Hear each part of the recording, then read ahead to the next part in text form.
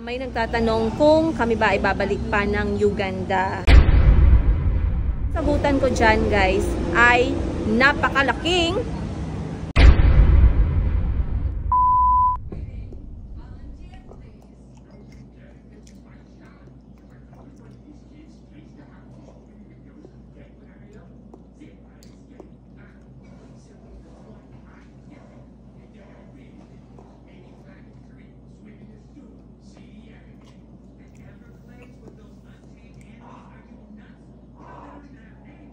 maapas.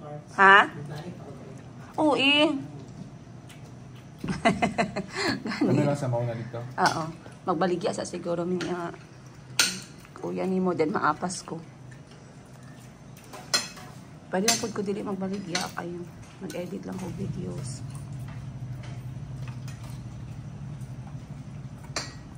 A few moments later. Alright, maayong buntag. Maayong buntag everyone, maayong buntag guys.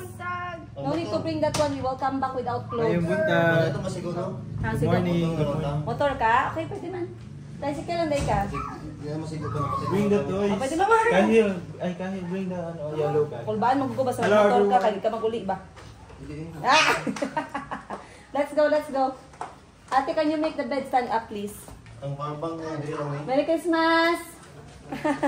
You want to Mag-tricycle lang kami guys. motorcycle? Eh, yeah, you can take this one, experience. Alright, let's go, let's go. Ito na yung gagawin dagan pa na eh. Mag-tricycle lang kami guys. Dalhin ko yung mga bata kasi ilang araw, 24, 25. Sobrang busy ng mga liguanan dito sa Jensan. So ngayon 26 medyo nabakante. So time naman ng mga bata. Tsaka naku, nakakalungkot dahil si Kuya Kahil ang bilis ng araw. Ayoko magbilang pero that's the truth and nothing but the truth! Pero nagbaon kami guys. Tricycle lang kami ngayon dahil naghanap buhay yung aking van. Yahoo! Gipit na gipit yung lola nyo guys. Hindi ako makahindi. Sayang naman. So tricycle lang tayo. Gustong gusto ng mga bata itong tricycle eh. Kasi it's a very very local experience ba. Where are we going? We are going back to the beach. Can you do the vlog? Can you say hello guys? Welcome to my vlog. Hello guys, welcome to my vlog. Tell them where we are going. We are going to the beach. And what did you pack? I packed Some toys. toys. And why are we having, why do we need to carry a floater? Because it's going to be deep. And who is going to swim today with you? Chico and Kahil, Ashley and me. Okay. Can you tell us about your clothes? What you're wearing? Papa is wearing hello guys, today we are riding a tricycle.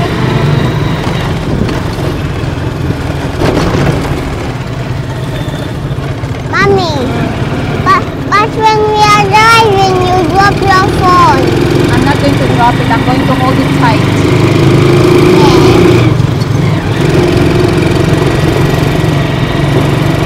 Do you like tricycle? Yes. What do you like most, tricycle or a car? Tricycle, car, and boda and motorcycle.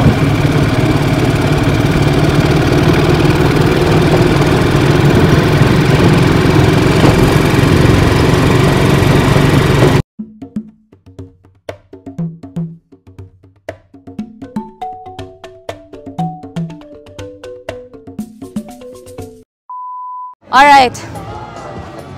Ewan ko ba bakit talagang hinahanap ng Pinoy itong mga ligo-ligo na to. Ang daming-daming tao guys Parang kulang talaga ang Christmas at New Year pag hindi tayo nakaligo. So syempre excited na naman. Okay, sorry. Syempre sobrang excited na naman ang mga bujinggit natin. So chika-chika, another araw na naman guys, another kwento-kwento ng aking buhay. Pero mamaya na tayo magkwentuhan. Dahil ngayon mag-duty muna ako as nanay ng 4 na kulot. At syempre kailangan ko din mag-exercise. Dahil na ako guys, malapit na tayong mag-push and pull. Ay, push lang pala, sorry. Walang pull. Here, Carby! A few moments later.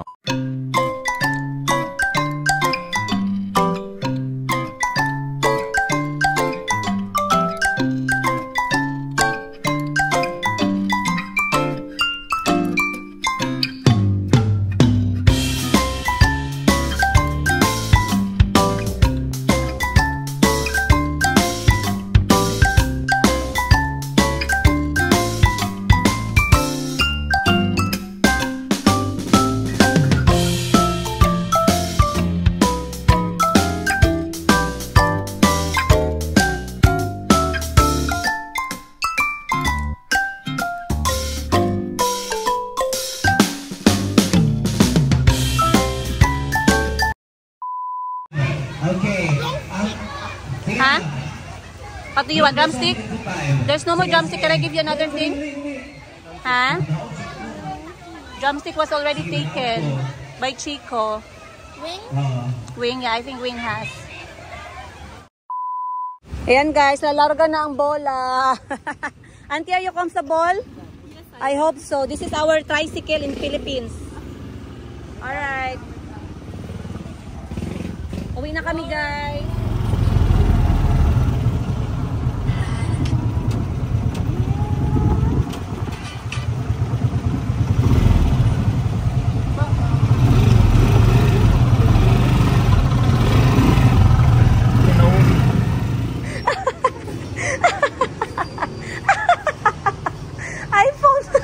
iPhone pa more. Okay. Yung naka-iPhone ka tapos yung chinelas mo sira. Priority muna in life, please. Bili lang ko ng ice cream para sa mga bata. Para mag-movie time sila, meron silang ice cream. Dapat talaga yung goal ko is mag-enjoy at mag-relax ang mga kiddos. Siyempre, lalong-lalo na si Kuya Kahil kasi I want him to have a very relaxing and fun memories while he's here. Ay, dami mong charot, madam. Uy, I still have bread. Come. Ha? Say bye-bye na tumanong. Salamat, tay. Bye-bye. Bye-bye. Go inside the house na. Bye-bye. Bye-bye na tatay, oh. Bye-bye. Say bye-bye, tatay. Say bye-bye, tatay. Bye-bye. Bye, tatay. Bye, tricycle.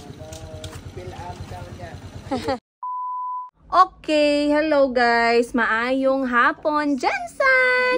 Maayong hapon sa inyong lahat na nanonood. Ayan, para tayong, kung makapag-intro naman ako, para naman tayong nasa showtime, no? Hindi guys, princess time lang to. Huwag kayong mag-alala. Anyway, welcome once again sa aking YouTube channel. Maraming salamat sa lagi ninyong pagbalik-balik dito sa aking channel, mga loves. Kung hindi dahil sa inyo, bahaw yung aking mga video. Kung hindi dahil sa inyo, nilalangaw ang bangs ko. So ngayon, iniwan ko muna ng mga bata sa bahay. Time check natin is around 2 p.m. Iniwan ko sila dahil sila ay okay na. Wala na silang lagnat, alhamdulillah. Pero mas maigi na sa bahay muna sila para makarecover. So pag alis ko, pinatulog ko muna at pinatake na ni Auntie Christine ng gamot. Ayun. So dalawa kaming nanay ni Auntie Christine, o diba? Mas maigi yung ganun guys. Meron akong support system. Kasi sobrang hirap kapag ka-single nanay ka tas wala kang support system. Medyo nakakabaliw yun. So for me, I'm still grateful and blessed to have someone like Auntie Christine na tumitingin at nag-aalaga sa mga bata na trusted ko kahit na sa pagdidisiplina. Ayun. So ngayon, andito ako sa labas today dahil ako ay magbebenta-benta. As you can see guys, kompleto ako today. Social ang lola ninyo. Meron tayong pa black gloves. Sana all. Para akong a-attend ng 40. 40 talaga. So, eto yung aking, pakita ko sa inyo yung setup ng aking table. Tables with S. Table kapag nagbebenta ako ng mga bagong dating natin na stock ng mga 18 karat Saudi gold. Sa lahat po ng mga bumibili, hindi lamang sa Pilipinas kundi sa abroad, maraming salamat sa inyo sa pagtangkilik ninyo sa aking mga benta-benta. Malaking tulong po yan sa aming mag-iina. And this is how it looks. Ayan. So, naka-organize na siya. Meron na siyang weight, meron na siyang length, meron na siyang design, meron na tayong mga nakaano na siya, nakalagay na siya sa model at meron na akong gloves para naman hindi natin ma-damage. Baka mamaya kasi mga 5 million tong isang earrings na to guys. O baka ma-damage natin at makabayad tayo. Ay nako. Meron din akong listahan dito. So magsa-start na ako ng live guys and mamaya na ulit tayo magkwento-kwento kasi pag lagi lang tayo nagkwento-kwento guys, wala akong pambayad sa aking tubig at kuryente sa katapusan. So magbenta muna ako and then I'll talk to you guys later. And stick with me in this episode. An eternity later. Alright guys, natapos na tayo sa ating live selling. Sana nakapanood ang all. Pero, isa lang yung natutunan ko guys, na nakakapagod at nakakagutom yung pagla-live selling. Mabuti na lang at merong paypay na saging dyan sa kapitbahay. yung mga OFW natin, alam ko na may miss tong ganitong klaseng merienda. So, isang kagat para sa inyo.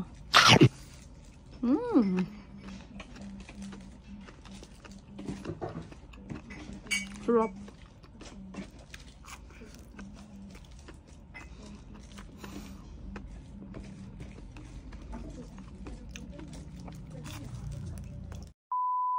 Alright guys, natapos na din akong magmerienda at nakaubos ako ng mga 7 pinaypay. Ito talaga. Nagutom ako ng bongga. Hindi, ewan ko ba, nakaupo lang naman ako pero nakakapagod talaga siya. Anyway, ito ang sample ng ating benta. Sobrang cute guys. Oh, 18 karat Saudi gold. Tiffany heart yung kanyang design. And then Tiffany din yung kanyang chain ng kanyang bracelet. So, ito siya nasa less than 5,000 pesos. Pasample lang natin para makita ninyo kasi minsan mahirap, mas maganda pa rin tingnan kapag nasa katawan mismo ng tao. Ayun. Parang yung bumibili tayo ng damit, no, sobrang ganda tingnan sa mannequin, tapos yung sinuot natin pa yung sinuot na natin, parang may mali. Parang ganda dun sa mannequin, bakit parang pamunas nung sinuot ko. Perfect kasi yung mannequin. Ayan, so dito okay lang, ganyan ang itsura niya. Medyo madilim lang. Wait, magpailaw tayo. So ganyan ang itsura niya. As you can see guys. At ngayon, tapos na ako sa aking benta-benta. Ako naman ay pupunta. Kawawa naman yung aking sasakyan. Ay! Meron kasing ano, ako naman ay pupunta ngayon sa auto parts kasi merong problema. Hindi naman problema, pero kailangang palitan na. Nag-expire na yung kanyang part na stabilizer link at saka stabilizer bushing at saka yung kanyang rubber bushing, o diba? Kung makapagsalita ako parang mekaniko. Paulit-ulit kasi akong nire-remind na kailangan naming palitan yun, kaya nare-remember ko na. So pupunta ako sa auto parts ngayon and then bibilhin ko yung mga parts na yon at ipapagawa ko sa trusted natin na mekaniko. Ganyan lang guys, minsan para makatipid-tipid tayo, dapat talaga masipag tayong mag-canvas. So let's go and buy what we need. Kasi hapon na rin pala, oh. Let's go, let's go. Ayan guys, nagpa-quote na ako kanina sa nagmamaneho ng sasakyan. Pinuntahan niya na tong shop na to dito sa Jensan. So dito tayo bibili ng ating kailangan. And pati yung aming wiper sa sasakyan ay medyo luma na. So kailangan dito kami mag-park. Kanina kasi walang parking spot. Kaya hindi niya mapakita at hindi mapalitan. Pero ngayon meron ng parking. Sabi ko sa kanya, dalhin na dito yung sasakyan para mapalitan na rin yung wiper. Gusto ko yung mga to-do list ko guys, dahan-dahang natatanggal. Dahil nakaka-cause siya ng peace of mind. Ayun. So bilhin natin ito mga need. So andito ako ngayon sa grocery dahil biglaan ako napabili ng mga gagamitin ko sa panganganak. Dahil feeling ko malapit-lapit na talaga guys, hindi na natin to i-aatras pa. So syempre may secret for comfort sa panganganak, adult diaper. Ewan ko lang pero naiinis ako at naiirita ako sa mga napkin na yan at yung mga binibigay na libre sa hospital na parang feeling ko mahuhulog. Ito hindi mo na kailangan magpanty guys, diretso na yan diaper. Oh. Yahoo! Siyempre pinili ko yung pull-up pants tsaka XL na para hindi masakit sa ating balat. So yan yung mga binili ko at saka konting gamit ng baby. Nag-order na ako sa Shopee pero baka malate. So eto na lang muna. Yan. Alright guys, andito kami ngayon. Andito pa rin ako sa labas. At inaantay ko yung kapatid ko na sunduin kami dahil ako yung magdi-deliver ng ice cream. Ay, ang ice cream. Hindi naman siya matutunaw dahil siya ay nakalagay sa ice box. So, antayin ko lang yung kapatid ko na yan yung lemon, ma'am? Ay, sorry, lemongrass? Yes po. Papalinis ako, ma'am, be. Please, thank you. Antayin ko yung kapatid ko na sunduin kami. Time check, around alas 8 na ng gabi. So, dito kami nakiupo, guys. Kasi kung dyan kami sa gilid ng daan mag-upo, walang upuan. So sabi ko kay mama, dito na lang kami mag-upo sa katabing cafe, kahit na mag-order lang kami ng ng konting food. Sobrang busog ko pa pero mahiya-hiya tayo ng konti. Guys, ako makiupo tayo, wala tayong order. So dito lang tayo mag-antay. Sabi ng kapatid ko mga 15 minutes daw siya. Para ma-deliver ko na tong ice cream. Kasi yung nag-order ng ice cream, ay doon din ako pupunta na lying in. Dahil yung isang lying in, So marami sa inyo guys na nagtatanong. Nakita ko na rin tong comment na to and I try my best na i-address yung mga comments na paulit-ulit na tinatanong para naman makapag-move on tayo sa next natin na issue. Lagi na lang may issue. Kung hindi sampayan yung issue, ano yung susunod? So anyway, may nagtatanong kung kami ba ay babalik pa ng Uganda. Ayan, makinig tayong maigi sa sagot. Alright, so ang kasagutan ko dyan guys ay napakalaking oo. Ayun, napakalaking oo ang sagot dyan dahil meron akong bahay na kailangan kong asikasuhin sa Uganda at meron din akong lupa or property na kailangan kong i-close. Other than that, we have to accept the fact na ang mga bata ay half Ugandan, half Filipino. And magiging missing link yun kapag hindi nila naintindihan yung kanilang kultura or kung saan sila nanggaling or saan nanggaling yung kanilang tatay. So, kahit na wala sa isip ko na hindi bumalik ng Uganda, ever since na nag-decide ako na bumalik ng Pilipinas, alam ko na babalik pa rin kami ng Uganda. Maybe it's not gonna be like before. It can be a long-term vacation or it can be a lot of reason. Pero ang totoo ay babalik po kami ng Uganda. So, other than that, si Auntie Christine, alam nyo naman na buhay pa ang kanyang pamilya, may mga anak din siya doon, at ang kanyang nanay at tatay ay matatanda na. Ayoko naman na hindi makauwi si Auntie tapos matandang-matanda yung nanay at tatay niya. So one day talagang babalik kami for a lot of reason. And for me, most of the reason noon is para makonect ng mga anak ko yung kanilang pagiging half Ugandan, maintindihan nila. Alright, wala naman akong plano guys na i-ghost or itago yun sa kanila. So, yun ang mga magiging mangyayari in the future, inshallah, of course. At kung gusto niyo makita yung mga kwento-kwento na mangyayari pa sa buhay namin at sa aking buhay as single nanay ng 4, meron tayong si Kuya Kahil, si Kulit Kulot, si Chico Chico, at incoming Mayumi. Ayun. So, hindi ko lang alam kung nag-register na sa inyo yung pangalan. Pero ang pangalan na napili ko ay Mayumi. Very Tagalog. This time. Si Kahil, ang pangalan niya ay inspired from a football player or soccer player. Then, si Kalbi naman ay Arabic, which is, meaning nun is my heart. Para siyang Kalbi Habibi. And then si Chico naman, ang tatay niya nagpangalan sa kanya, which is Adil. It's an Islamic name as well. Pero sa pang-last na to at huli na to, ay ang nasa puso kong ipangalan ay Mayumi. Medyo matagal ako guys na nakapag-isip kasi gustong-gusto ko talaga yung para siyang classic Tagalog na pangalan. So, alam ko maraming for me, I like the sound of Mayumi. Para siyang tahimik na strong. O, diba? Sino yung tahimik sa gilid? Si Mayumi. Pero pak! Nasipa, nasuntok. O, diba? So, other than that, maraming salamat nga po pala in advance. Merong few people na nag-contact sa akin and they would like to be godmother to Mayumi. Sabi ko nga sa kanila, turuan nilang lumaban sa buhay si Mayumi, guys. Hindi importante sa akin yung mga regalo na yan. Sure. Hypocrite. Hindi guys, joke lang. Ang totoo is, for me, ang purpose ng godmother for me is to be able to guide the children kapag wala na yung parents. So, yun yung aking hinihiling sa lahat ng mga nagpalista na magiging ninang ni Mayumi.